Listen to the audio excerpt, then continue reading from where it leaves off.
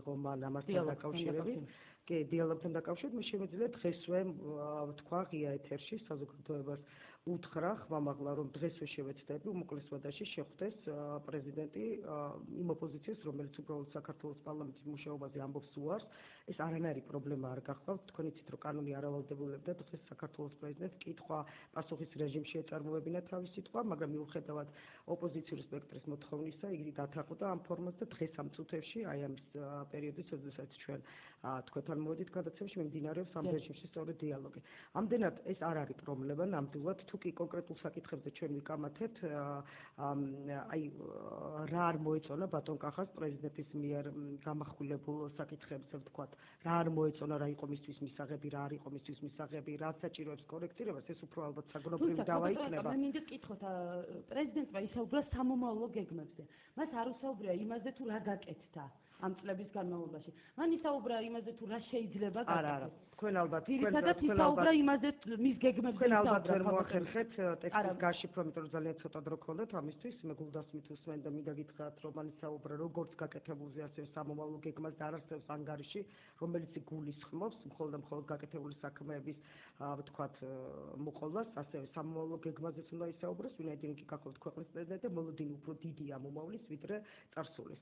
როგორ არ გაკეთდა მე მინდა გითხრათ რომ საბანკო სისტემაზე გაკეთებული ვთქვათ აქცენტი ეს უკვე იყო გაკეთებული საქმე ასევე 5% საგადასახადო შემცირებას გახდათ გაკეთებული ამდენ დაზღვევა თუნდაც 1.200.000 ადამიანის ეს უკვე გაკეთებული გახდათ ის რომ ჩვენ საუბრობთ უკვე პოლიტიკურ ნაწილზე მე გულისხმობ ამერიკას საქართველოს მუდმივი პარტნიორობის საკითხს ასევე მილხეთში მიღწეულ შედეგებს ეს რა თქმა უნდა გაკეთებული საქმეა მაგრამ ეს არ არის ჩვენთვის ნუგეში ჩვენი мотиваცია არის მომავალი გახდეს ბევრად უკეთესი ბევრად მკაფიო ბევრად ძლიერი ჩვენი ქვეყნისთვის და არ დაკმაყოფილდეთ წარსულს. ახლა ესე არ ყოფილა რომ მას არ ესაუბროს გაკეთებულზე, მაგრამ აქ შეიძლება შეცვლილი ნამდვილად არსებობდა ფორმატივასთან დაკავშირებით უფრო ნაკლები ლაპარაკა გაკეთებულზე, ვიდრე მომავალზე, რაც შეცვლის აბსოლუტურად მისაღებია, ვინაიდან ისევ დადგება დრო, როდესაც პრეზიდენტი მოვა საქართველოს პარლამენტის წინაშე ანგარიშით და ჩვენ ყველა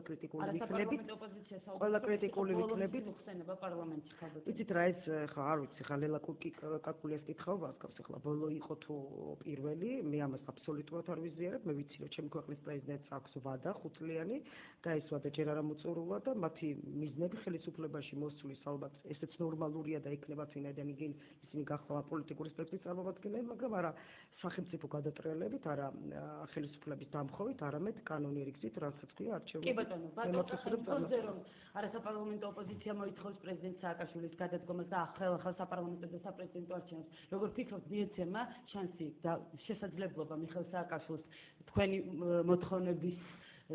თქვენი მოთხოვნებია რომ გადადგეს პრეზიდენტ სააკაშვილი მიეცემა მას შანსი რომ კიდევ ერთხელ მომავალ წელს პარლამენტში მოხსენებით გამოვიდეს.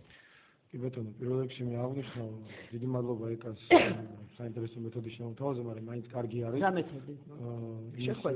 არა, გულისხმობ ამ შემთხვევაში აი მეთოდს ინტერნეტში მოძებნის იმისა, თუ რა ჯდება პრეზიდენტს რეზიდენცია, უბრალოდ როდესაც 5 წელი არის დებატები მიმდინარეობს ამაზე, ალბათ უკეთესი არის ხელისუფლება მიგვითოს არა რომელიმე კონკრეტული საიტი თუ საძიებო სისტემა თანხა მე მომისმენია კიდევ ერთხელ გეუბნებით თავს ვერ დავდებ სარწმუნოებაზე რომ შედება 9 მილიარდი ლარი იმ ქვეყანაში სადაც პრეზიდენტმა შესთავაზა ლარნახევარი ელემენტარულად ჯანდაცვის პროგრამით უმცირე ოჯახებს რომ სახელმწიფო დაფარავს ლარნახევარს თითოეულ სულზე ამიტომ მართლაც ძალიან მნიშვნელოვანი არის ჩვენ ამაზე ბოლოს და ბოლოს მივიღოთ ინფორმაცია ჭდება თუ არა საქართველოს პრეზიდენტის რეზიდენცია უფრო ძვირი ვიდრე ამერიკის პრეზიდენტის ბატონო ხა მიეცემა თუ არა შანსი პრეზიდენტს მე ამ კითხვაზე უპასუხებ მაგრამ ეხლა ერთ რამეში მინდა დავითანხმო ეკას ძირითადად ფონზე რომ თქვენ მოითხოვთ მის გაზრდას ამასაც უპასუხებ ნათი არ მინდა თქვენი კითხვა უპასუხოთ დავუბრუნდეთ ეკა მე ერთი საინტერესო რამე ახსენა რომ ძირითადი რაზეც უნდა იყოს დავა შინაარსში რა არ მოგწონს ეხლა მე შეიძლება არ მომწონს მისი მანერა გამოსვლა პრიორიტეტი და ეს გემოვნების საკითხია ხავარ კიდევ ერთხელ გეუბნებით ეს გემოვნების საკითხი არის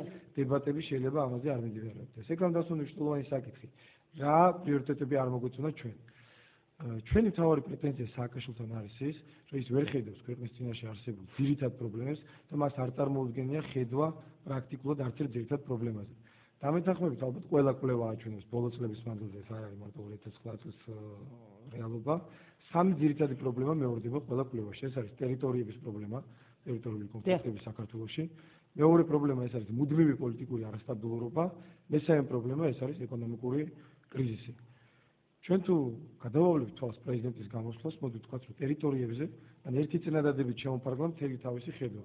მოცხვილში ძვრად ამოვადენთ საქართველოს პრეზიდენტს. ჩვენ ვერ მოვისმინეთ ვერანაირი ხედვა, ეს არ ხდება მარტო პრეზიდენტის დღევანდელ გამოსვლაში. მე მომწონს თუ არ მომწონს მიხეილ სააკაშვილის ყველა გამოსვლას ბოლო ნახევარი წლის მანძილზე.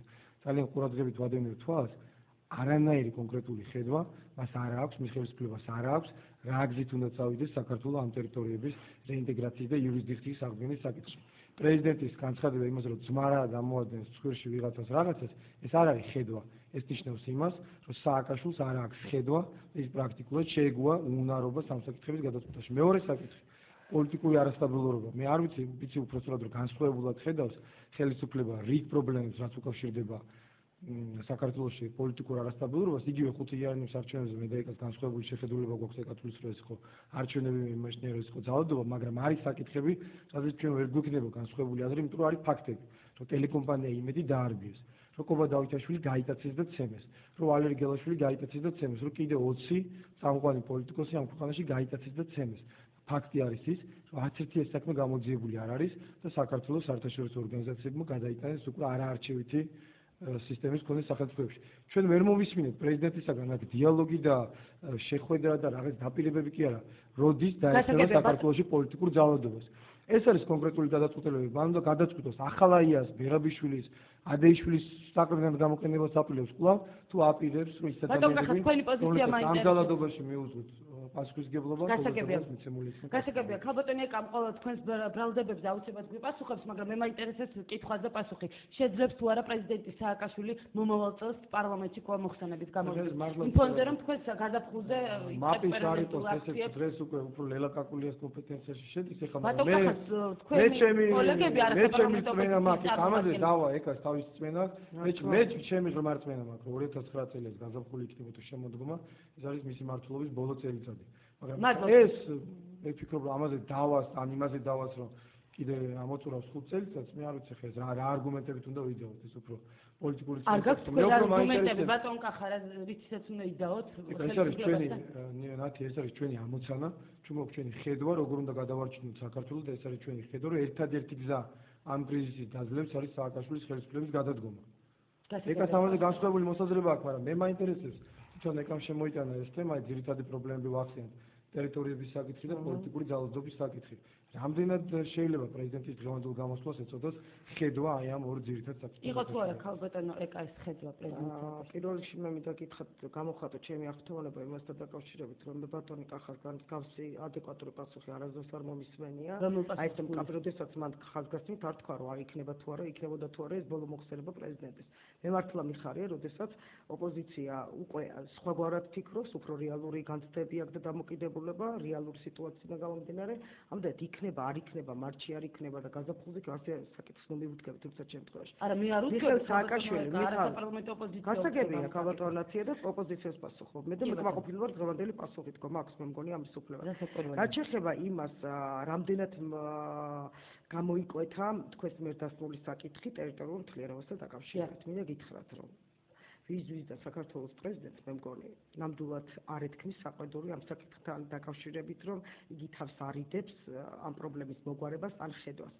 საქმეში გახლავთ, რომ იმდენად გამჭვირვალე და იმდენად ყოველდღიური თემა გახლავთ და ჩვენი მიზანი ის, რომ საქართველოს აქვს ყველაზე დიდი მიზანი დღეს აღსასრულებელი ტერიტორიული მთლიანობის დაბრუნება, მე არ მგონია ეხლა დღეს უბრალოდ პათეტიკაში ჩაეთვლებოდა ალბათ მას პირველ და ბოლო ფრაზა ესე თქვა, მაგრამ ადამიანები, რომლებსაც მიმართა საქართველოს პრეზიდენტმა და დაუთმო ყველაზე დიდი ყურადღება და ყველაზე დიდი მონაკვეთი მისი მოხსენებით ეთმობოდა დევნილებს, დროებით გადაადგილებულ ადამიანებს, რასაკვირველია წარმოადგენენ სწორედ იმ დაზარალებული ადამიანების სიას, რომლებიც უბრალოდ აი ამ საშინელებების გამო დაისაჯა ერთი წუთით. მთავარით გახლავთ, რამდენად ვიბრძვით ჩვენ ტერიტორიული მთლიანობისთვის. ძალიან დიდი ბოდიშით, მაგრამ სულ 2 დღის წინ, ალბათ ნახევარი თვის წინ შეიცვალა ამერიკის ადმინისტრაცია, ჩვენ კარგად ვიცით. ჯო ბაიდენის ვიცე-პრეზიდენტის პირველივე მოხსენებაში ხაზგასმით ითქვა, რომ იგი არასდროს არ აღიარებს აფხაზეთის და ეგრეთ წოდებული ოსეთის დამოუკიდებლობას და იგი მხარს უჭერს საქართველოს